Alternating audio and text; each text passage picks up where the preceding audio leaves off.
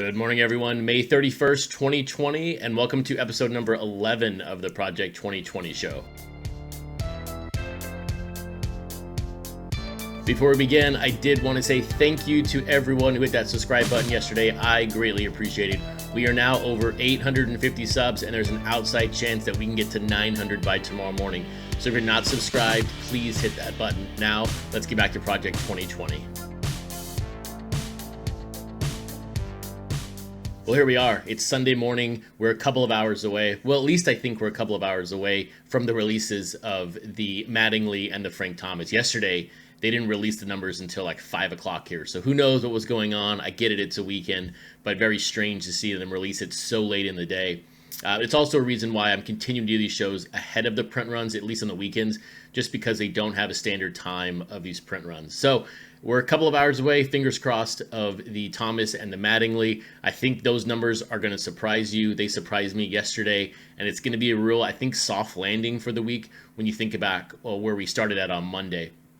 But today, we're going to talk about perspective. We're going to talk about what this set really is in my mind. We're just at 100 cards, or just almost at 100 cards. And I think this week has thrown a lot of people a wrench into people's plans, and I think we're losing perspective potentially of what this set really is and where the numbers really land, because these weeks, or this week, has been an extreme outlier when you look at the numbers overall. So we'll take a look at those numbers. We'll take a look here at the pre-orders for today, do a little projecting, but let's take a look at what happened yesterday with the Jeter and the Gwynn. Also, if you're thinking or asking where do all these graphics come from or the numbers, please check out the website, crtsportscards.com. Go to my Project 2020 page, and it has everything there for you, and you can quickly reference any number that I talk about here on the show. And a quick shout out here before we talk about these numbers to JJF352. Thank you for the comment on the video about accessing or looking at these pre-order numbers on the website. I didn't even think about throwing them on the website, so these are now on there. What I'm not including on the website, though, are the small percentage points. It's kind of sort of like a YouTube thing to where kind of the context of what that number means. But thank you for the comment, and now it's been added up on the website. But look, Derek Jeter came in yesterday at 48,465, under my projection of about 60 to 65,000. That was actually a good thing to see that number drop back down. And then Gwynn came in right about where I said about 30,000, 35, came in at 31,030. So the key here are the percentages of pre-orders on eBay versus the overall print run. And as you can see, the Gwynn 1.44 actually beating Mario Rivera, Ted Williams. So that's sort of still in line of where we're seeing the numbers for the week. It was good to see, though, for the Jeter that it's now back up over or nearly 2%. I would love to start seeing these pre-orders back up to 2%, 2.5% on eBay versus print run. That means a lot of the extra juice behind it. That means a lot of people are not buying 30, 40, 50x of this product.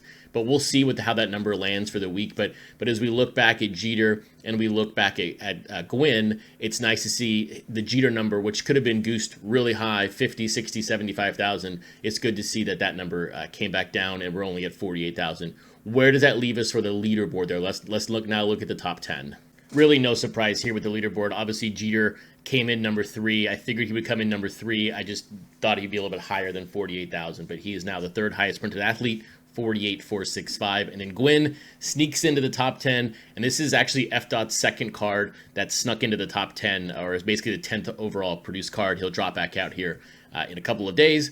But both of those cards are back in the top 10, and this week has just had an incredible surge of cards in the top 10, and I think that's why it's really easy to lose perspective here of where we are with this set and what this set is overall. I mean, but if you look at the leaderboard, I mean, card 88, 87, 93, 89, 90, I mean, all of these cards outside of Mike Trout have all been released this week. But when I looked at the numbers yesterday, one number stood out to me, and it really surprised me. Let's now take a look at that number real quick. So here are all the averages, or at least the averages from last week, and they just go, in chronological order here. I mean, on May 23rd, the top 25 printed artwork was 11,767, and now on May 30th, it's now 27,290. The bottom 25, of course, is never going to change. That's always going to be 1336, but I just leave it in there to show the divide of the top to bottom. The Jameson Ermsey line, you guys are well aware of my perspective of the Ermsey line, which is the cards before 57 and 58. Those, as of May 30th, were 3,014. Here's where I think we lose perspective, and it's very simple. 85 to 94, which is the cards that released this past week. The average print run on those cards is 46,429. And a second ago, I just spoke about the cards on the leaderboard that all came out this week. Look at the number on the cards that are from 11 to 94. 4,970. That means if you just remove the top 10 from this list, the average print run of the cards is under 5,000. So when you're looking at people talking about the values are falling through, this is happening, this product's trash, whatever that could be, over 80 cards have under a print run average of 5,000 cards. Now when you extrapolate that out, okay, so now when you look at this set in 4 chunks, 1 to 100, 200, 300, 400, if we end up with 40 cards that are worthless, and I say worthless meaning they're worth $15, $16, that is really good. If we end up with 350 cards at the end of this that are worth $60, $70, $50, a couple $100, maybe $1,000 for the ones that are early on, that is fantastic. I see no issue with the fact that maybe 10% of these cards at the end of the day are going to be worth what they cost. And I think the challenge we're having here, and where we have to really erase the noise, is the fact that there have been so many people that have jumped into this week because of the money that was there last week and the week before, that's sort of drowning out this number. And the number is simple, under 5,000. When you look at the overall cards outside the top 10, it's under 5,000. And I think that's a fantastic place to be at when you think of the first 90 cards of the set. 5,000 is a really low number. Go look at the prices right now of cards under 5,000 print run, or even cards under 6,000 print run. Those are selling for healthy numbers. And think about this. We're buying these cards for $15 and we're complaining that they're now selling for $125 or $150 or $90. That's a really, really nice flip. I mean, you do that all the time, you're going to make some nice money. Yes, you're going to buy a dud. Yes, you're going to buy Ken Griffey Jr. Keyshawn, and it's going to sell for $16. But you know what? You just bought another card that sold for $100, and you did it 10, 15, 20 times. So look, don't lose perspective of this set. The perspective is simple. This is still a very low printed set outside of these outliers. And look, we're going to have another outlier this week with Mike Trout. This number is going to blow Griffey potentially out of the water. We're going to find out. I know there's been some kerfuffle or whatever with this Gary V, Blake Jameson thing that's been pushed back indefinitely.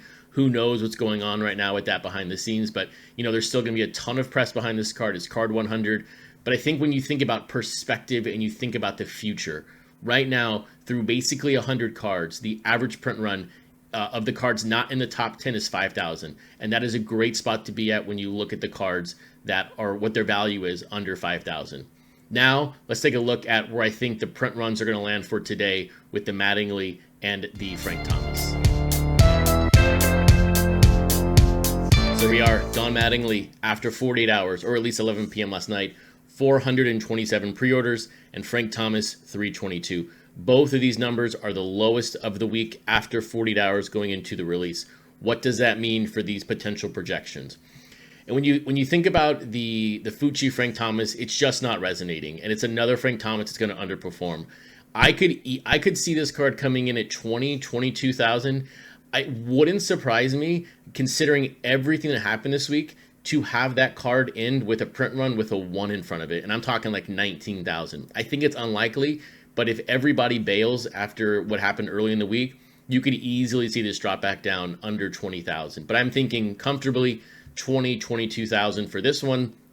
When you look at the Mattingly, it's a little bit higher, 25, 28,000, but I'm really curious on what the percentage of sales on eBay are versus the print run. As I said earlier, I would love to see these get back up to 2.5%. I don't know if we're going to be there yet just because of the influx of new buyers into this program. But look, these two cards are going to land outside the top 10. They're going to be low. They're going to be low for relative time frame. They're still going to produce a lot of cards, but when you think of an average this week of nearly 50,000 cards, they're going to be well under the average. I just don't see how these cards spike on the secondary market, not secondary market, but on the top servers. I just can't see people buying these in bulk. So So in recap, Mattingly to me, 25, 28,000. I think 28,000 is high. I really like 25,000. And then on the Thomas, 20, 22,000. And don't be surprised to see it with a 1 in front of it, but I think that's unlikely. So look, I'm pumped for next week. We have the Trout coming out. We have card 100. We're going to have more press about this set, but do not lose perspective of this set. If you take away the top 10, we're only at a 5,000 average print run. Look, I got my first shipment coming in on Monday with cards 61 and 62. I've got nearly 400 cards extra to sell here from the past month as you start rolling in. So I'll be excited to get that going along with fulfilling all my pre-orders here soon. But look, it's going to be another exciting week for Project 2020. I can't wait to see what cards get released tomorrow, what artists there are. You have a great Sunday, and I will see you all tomorrow morning.